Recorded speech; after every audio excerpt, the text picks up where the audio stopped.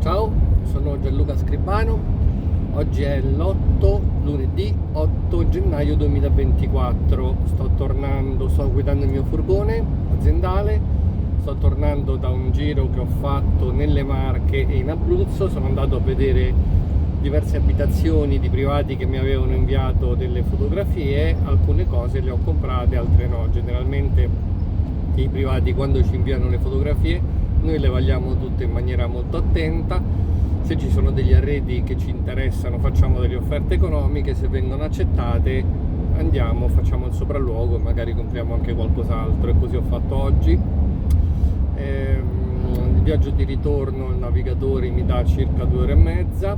Sono quindi sull'autostrada da Roma all'Aquila, e nel viaggio di ritorno farò un piccolo video, un breve video su YouTube, rispondendo a alcune domande che mi sono state fatte. Alcune persone mi hanno chiesto se ho visto la portata di Report ieri sera e cosa ne penso, e quindi risponderò nel merito.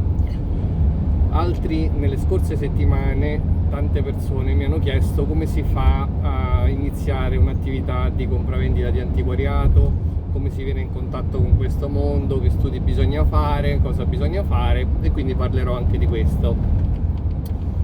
Allora, per iniziare, iniziamo dal quadro rubato che il professore Sgarbi ha in collezione. Tanti anni fa è stato rubato un quadro in un castello in Piemonte.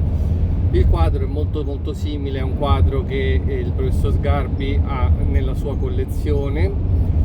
La puntata di Report di 2 settimane fa se ne è occupata. Hanno ipotizzato che potesse essere lo stesso dipinto, e anch'io successivamente avevo fatto un video su YouTube parlando della questione, perché tocca il mondo dell'antiquariato, un mondo del quale si occupa il mio canale YouTube.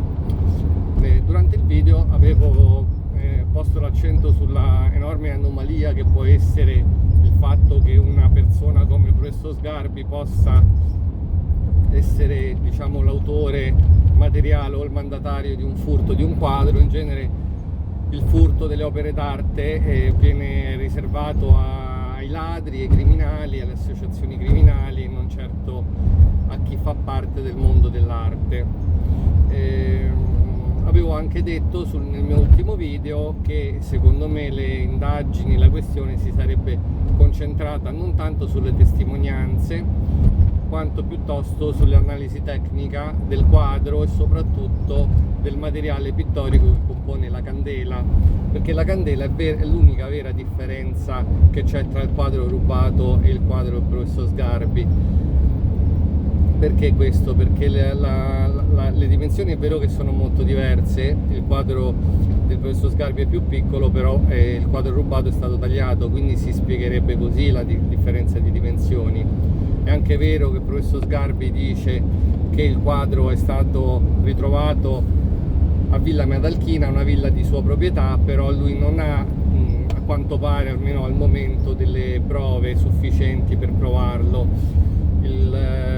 L'inventario che è stato trovato anche da trasmissione Report della Villa Madalchina, risalente al 600, mi sembra la metà del 600, redatto da un notaio, parla sì di un quadro di San Pietro, però con un'ancilla, quindi una schiava, una giovane donna.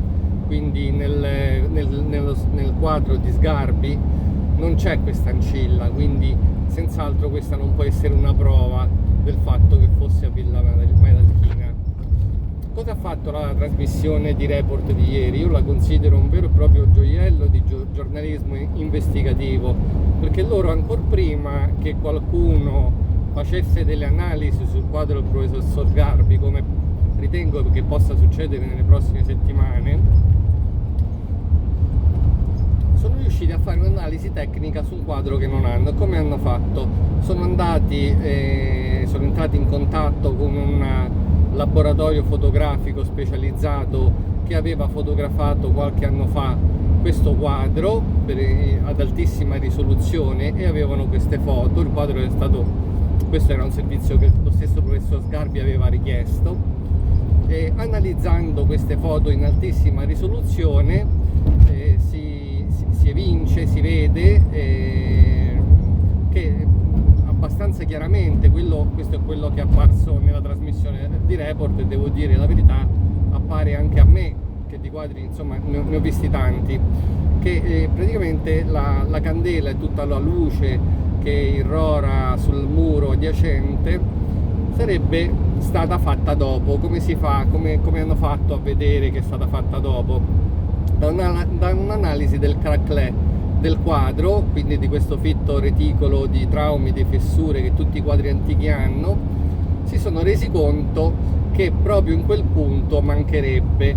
Quindi questo è un metodo che utilizziamo noi antiquari. Quando compriamo un quadro lo guardiamo con la lente, col microscopio, a volte anche con la lampada di Wood, e laddove c'è un'assenza di craquelé in un punto, quello vuol dire abbastanza inequivocabilmente che quel punto è stato soggetto a ridipinture o restauri posticci.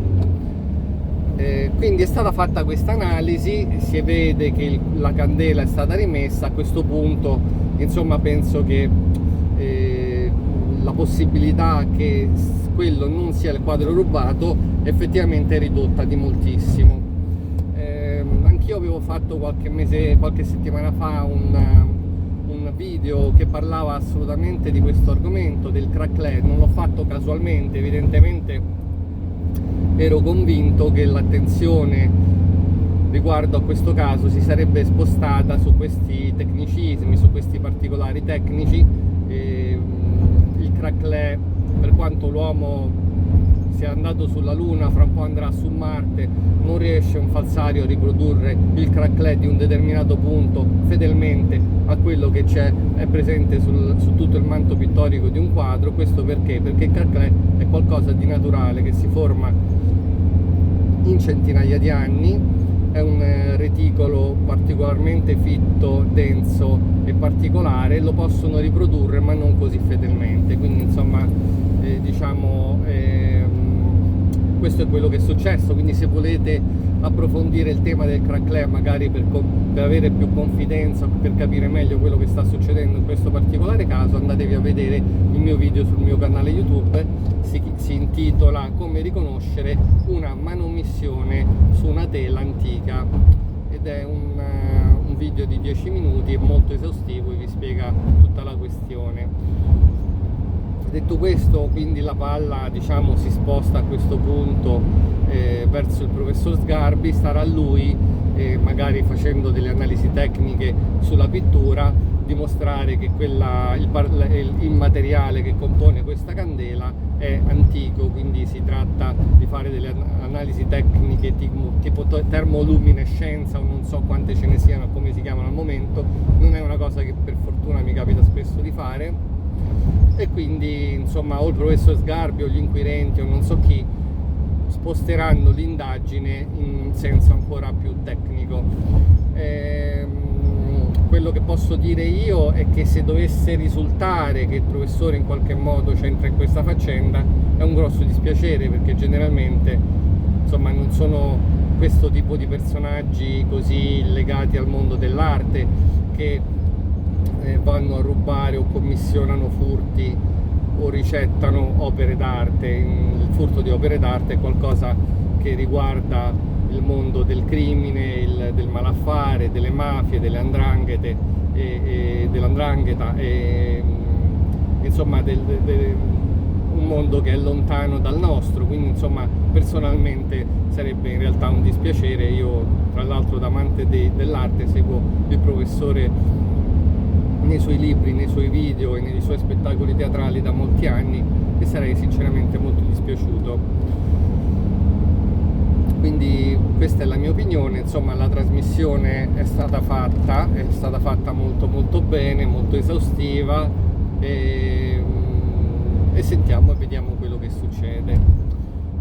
Per quanto riguarda invece le domande che le persone mi fanno su come si diventa antiquario, come si può accedere a questo tipo di professione, allora innanzitutto io non me lo sono inventato. Io sono nato in una famiglia dove c'era già questa azienda.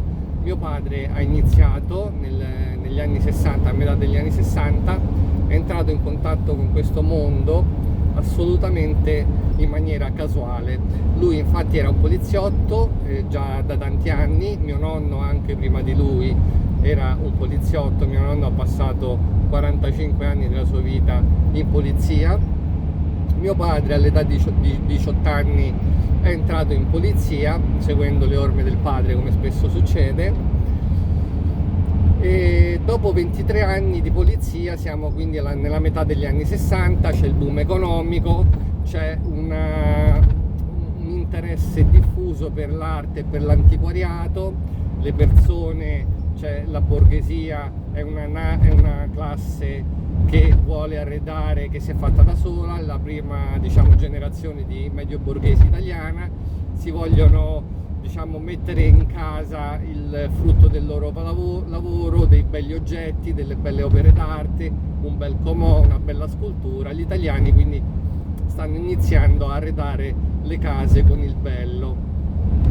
Mio padre ha un piccolo vizio, praticamente lui passa tutta la settimana a lavorare nella caserma di polizia dove lavora, che è la Guidoreni di Roma, ancora c'è questa caserma, e poi la domenica mattina che cosa fa? Va a giocare ai cani e ai cavalli, perché è il suo hobby, è un piccolo vizio che si poteva concedere. Io infatti odio le corse dei cani e dei cavalli, perché invece di andare al giardino zoologico come tutti i bambini mi portava alle corse. Comunque nel 65 che cosa succede? Alle corse dei cani, si trova alle corse dei cani che all'epoca stavano nel quartiere Marconi di Roma. Al traguardo arrivano tutti questi cani, quando i cani si avvicinano al traguardo è un momento di pathos estremo per tutti quelli che amano le corse, un momento di gioia e di dolori a seconda della scommessa azzeccata oppure no, e di soldi vinti o persi. E alla fine di questo momento c'è uno di questi, sono in genere tutti uomini che si ammassano lì vicino al traguardo per vedere se il loro cane vince o no. Uno di questi si gira e dice a mio padre, lui non lo conosceva ovviamente: in Inghilterra questi cani sono molto molto più grandi, sono alti così, questi qua fanno ridere, sembrano dei bassotti. E mio padre, incuriosito da questa frase, gli chiede come mai lui andasse in Inghilterra, perché vi ricordo che siamo quindi negli anni 60, quindi l'Inghilterra non è vicina come adesso, non c'è la Ryanair, non ci sono i voli low cost, ci si va maggiormente in macchina, e quindi mio padre rimane incuriosito da questo personaggio. Si mettono a parlare, ne nasce una conoscenza. Il nome di questa persona era Ivo Montanari, un antiquario romano che andava in Inghilterra per acquistare, cioè andava in macchina, andava una volta ogni 2-3 settimane. All'epoca si andava in macchina non solo perché per la comodità, portarsi appresso il quadro, la scultura che si comprava, ma anche perché l'aereo era molto molto costoso. Quindi Ivo Montanari dice che si fa questi viaggi in macchina in Inghilterra e Scozia, compra antiquariato e poi porta questi oggetti a Roma, c'ha un piccolo negozio e li vende agli altri antiquari. Così che mio papà inizia a frequentare questo Ivo Montanari, ne nasce un'amicizia. Mio padre si reca con mia madre nel suo negozio per comprare degli oggettini, e successivamente questo Ivo Montanari chiede a mio padre di aiutarlo a guidare nella guida di questa macchina e a fare avanti e indietro. Quindi mio padre utilizza le ferie che si prende dalla polizia non per andare in ferie, ma per fare questi viaggi con Ivo Montanari, e da qui nasce questa passione. Mio padre inizia a comprare delle cose, piano piano, tornando, Ivo gli consente di aprire quindi questo piccolo business anche lui, e quindi inizia a comprarle, a vendere, compravendi di qua e compravendi di là. Insomma, morale della favola, dopo 8-10 mesi mio padre si rende conto che questa può essere una strada percorribile dal punto di vista lavorativo. Quindi che cosa fa? Lascia, direi in maniera anche piuttosto coraggiosa, il posto fisso, la polizia, e quindi si imbarca in questa avventura. Diventa anche lui importatore, dapprima socio di Ivo Montanari, con il quale litigherà penso dopo un anno, penso forse dopo 2 anni, però insomma chi fosse a conoscenza di questa storia e me lo volesse dire sarebbe infelice di sapere come è andata esattamente, perché io ce l'ho insomma nell'orecchio, nella memoria, nei racconti epici che ne faceva mio padre la domenica a pranzo. E quindi mio padre inizia in questo modo. C'è da dire che la crescita dell'azienda sarà rapidissima, perché poi negli anni 70 l'antiquariato esploderà, ci sarà un vero e proprio boom, parallelo e conseguenziale anche al boom economico dell'Italia. Le persone arrederanno per generazioni, quindi fino alla fine degli anni 90 addirittura, la propria casa con gli oggetti di antiquariato, con i mobili di antiquariato, i tappeti, le suppellettili, e così insomma mio padre nel tempo ha ingrandito l'azienda. Dapprima ha iniziato con un negozio a Via dei Banchi Vecchi o Via dei Banchi Nuovi, adesso non ricordo come si chiama quella via, è una via dove tuttora ci sono diversi antiquari. Poi si è spostato in un magazzino a Piazzale Clodio, sempre a Roma, e poi dove siamo adesso, a Via Gregorio VII, ma già da decenni. Quindi insomma mio padre si è sempre rivolto a una clientela soprattutto di antiquari, ha fatto importazione, puramente importazione, prima dall'Inghilterra, poi dalla Francia, poi negli anni 90 con la moda del Biedermeier si è recato in Germania, Danimarca e Svezia. Lui importava diciamo bisettimanalmente, quindi 2 volte al mese, un camion di roba che poi vendeva soprattutto ad antiquari, però anche a privati, a molti privati venivano a comprare nel nostro magazzino. Poi negli anni 90 sono subentrato io, mio padre purtroppo si è ammalato di Alzheimer, quindi io che mi occupavo soprattutto degli acquisti, stavo in realtà fisso a Londra. Io vivevo in Inghilterra, a Londra, perché il mobile inglese andava tantissimo, è stata una moda che ha pervaso il gusto e la tendenza dell'arredo degli italiani per tanti anni, quindi addirittura io ho vissuto anni a Londra come compratore dell'antiquariato europeo. Nel 1999 mio papà si è ammalato, io sono diventato, ahimè, amministratore dell'antiquariato europeo, e quindi sono dovuto tornare da Londra a gestire l'attività. Poi all'inizio del 2000 è iniziata la crisi dell'antiquariato, la moda del minimalismo ha soppiantato l'amore per gli oggetti classici, e di conseguenza ho smesso di comprare antiquariato in Inghilterra, Olanda, Svezia, Belgio, non ci sono più andato e ahimè mi dispiace. Ho iniziato a comprare dai privati. Perché dai privati italiani? Perché i privati che volevano arredare le loro case con questi mobili moderni tipo Ikea avevano l'esigenza di vendere i mobili antichi, quindi noi abbiamo iniziato ad acquistare i mobili antichi da privati, tuttora lo facciamo, è un lavoro molto diverso da quello che faceva mio padre di importazione, sempre molto affascinante. Io mi ritengo fortunato, credo che questo sia il lavoro più bello del mondo, però è senz'altro molto più difficile di quello che faceva la generazione precedente alla mia. Ci sono molti figli di antiquari che nel frattempo hanno smesso perché hanno reputato questa professione non più soddisfacente dal punto di vista economico. Si è fatta effettivamente molto difficile, però insomma io lo faccio con amore, tra l'altro è l'unica cosa che so fare, quindi non potrei fare altro. Tante volte mi capitano nelle case di comprare cose molto belle, molto importanti. Molto spesso mi capita di comprare cose meno importanti come oggi, però li compro sempre con amore. Sono convinto che anche un oggetto da 100 euro meriti rispetto e dignità, e questa gliela do acquistandolo, studiandolo e poi rivendendolo nel mio negozio di via Gregorio VII, oppure tramite altri canali, tramite internet e così via. Quindi questo, come fare a diventare antiquari nel 2023? Mi viene da dirvi, pensateci molto bene, fatelo magari come secondo lavoro, come passatempo. Molti lo fanno come hobbisti. Io ieri mattina sono andato a Porta Portese, ho fatto un video. Ecco, quelli in genere non sono persone che lo fanno con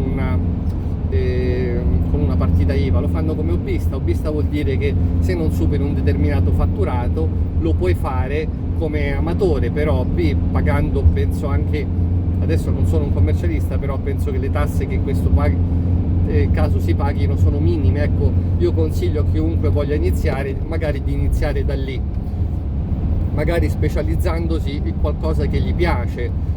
Quindi se siete amanti, che so, dei libri antichi o dei dischi oppure delle sculture, specializzatevi su quello. Io tratto un po' di tutto perché il mio negozio è molto grande, è un negozio di proprietà, ce l'ho di famiglia, sono 1000 metri quadri, quindi quello che trovo nelle case compro, tante volte mi compro tutto l'arredo, quindi.